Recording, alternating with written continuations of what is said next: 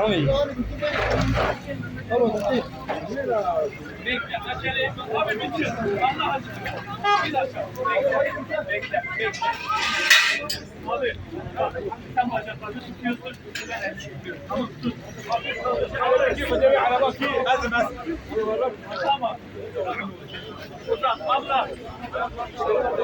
Uzat, tamam. Ben bunu basıyorum, sen diğerine bak.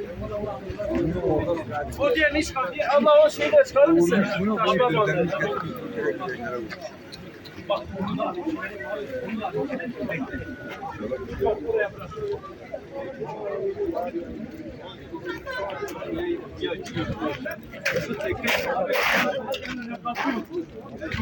Biz 3 yoldan geliyoruz. 140'dan geliyoruz. Kaç dakikada gelebiliyoruz?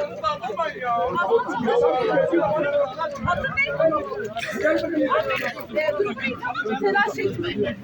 Bayan senin.